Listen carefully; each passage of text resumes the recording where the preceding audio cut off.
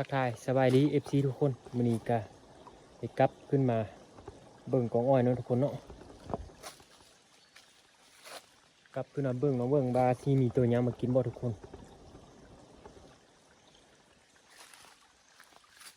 เดี๋ยวไล่กระยาเนาะติดตามไปทำบาฟองเด้อบาที่มีตัวหยังมากินบ่เฮาขึ้นอ้อยอยู่เถิงมันโอ้ยังไกลเติบเนาะทุกคนจังหวัดบ่อ้อย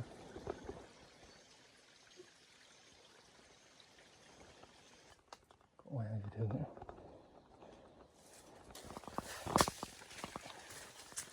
นี่ก็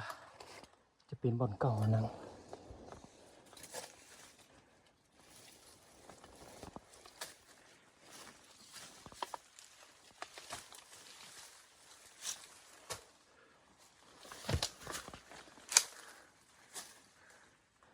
นี่ก็จะเป็นบ่อนเก่านั่ง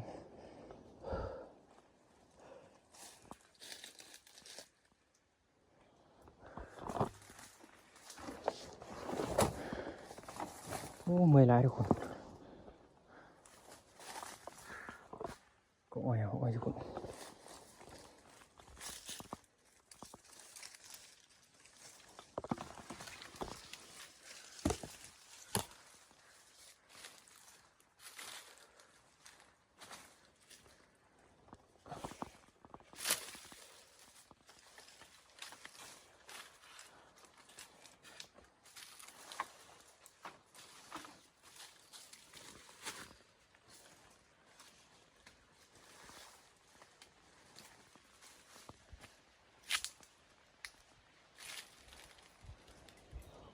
ก็ห้องยังกินนี่เนาะ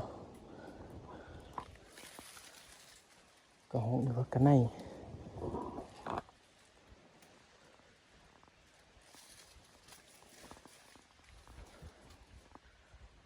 กินหลายอยู่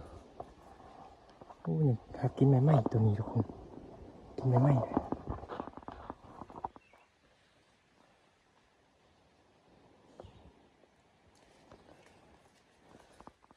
เดี๋ยวหาสิเฮ็ดบอนนังใหม่เนาะทุกคน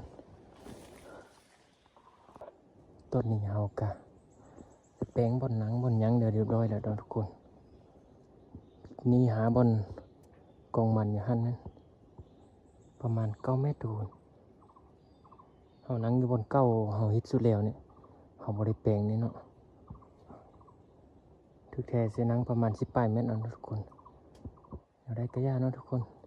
ติดตามไปนำบ่าวพองนะมาสิมีตัวยังมาบ่ตอนนี้เฮากะให้สับไปวัดหนึ่งนะทุกคนเจ้าว่าเฮาบ่มีบ่อนตั้งกล้องนะทุกคนบ่อนตั้งกล้องนี่มันยากเฮาละบ่ได้ถ่ายให้ทุกคนเด้อเดี๋ยวได้กระยาเนาะติดตามไปนำบ่าวพองเนาะว่าสิมีตัวยังมาบ่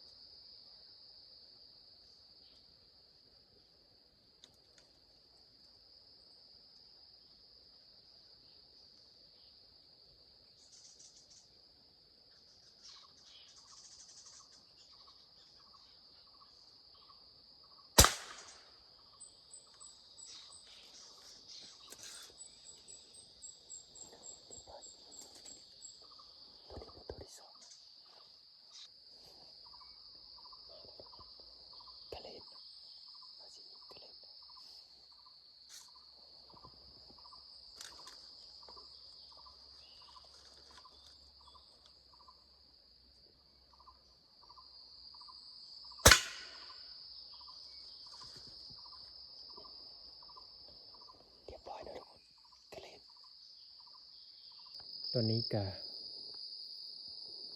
เป็นเวลา6 โมงทุกคน6 โมงครึ่ง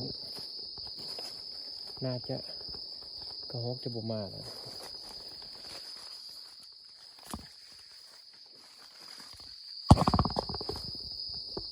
เดี๋ยวเราสิไปเก็บตัวกระฮอกตัวที่เรายิง2 บาทเนาะกระฮอกเนาะกับตัวกระเด็นตัวนึงเดี๋ยวไปเก็บกันเลยเนาะทุกคนเนาะ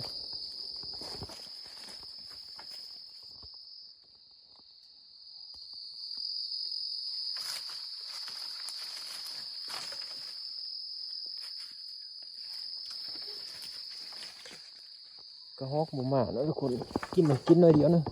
มื้อนี้เราเลยเอามันต้นขึ้นมาใส่อีก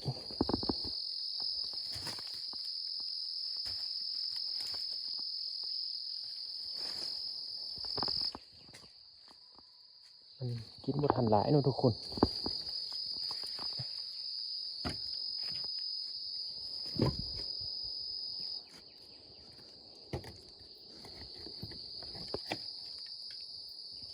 เราได้เอามากอันมาใส่ไหมแล้วลูกก้านนี่กระฮอกเริ่มบ่มากแต่เนาะทุกคน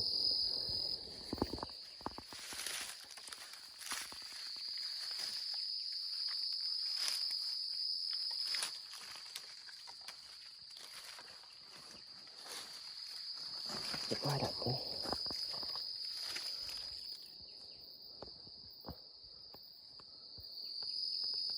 เต็มนึง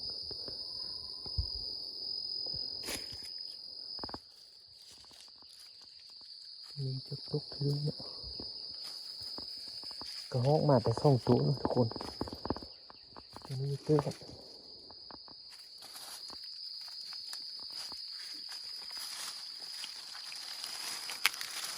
ต้นตกเนาะ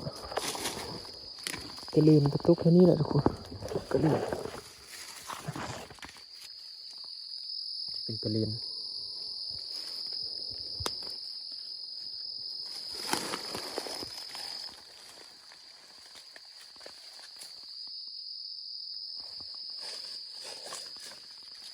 ยังหุ้งอยู่เนาะทุกคนผมทันค้ำแต่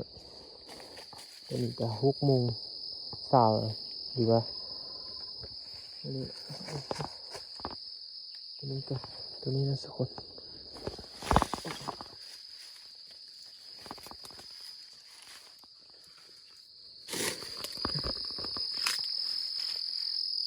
กระเลนก็หอกตัวนี้จะถึง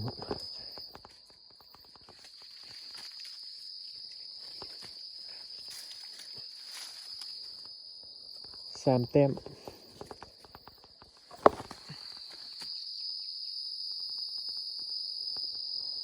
สันเนาะทุกคนไปยากมันเป็นตะพังสันโอ้เก็บหอกกันยาก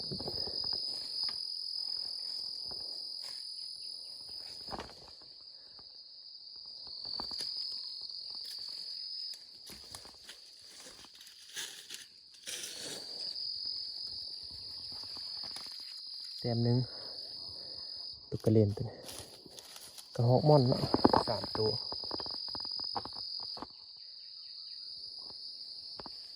จะเป็นกระหอกม่อน3 ตัว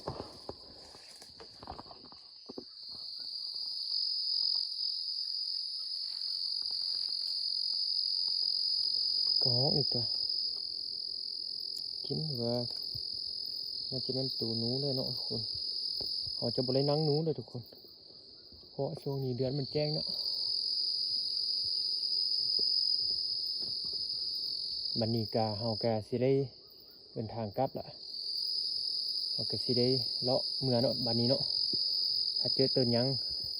ได้ยิงยังเราสิได้เบิ่งไหมเนาะ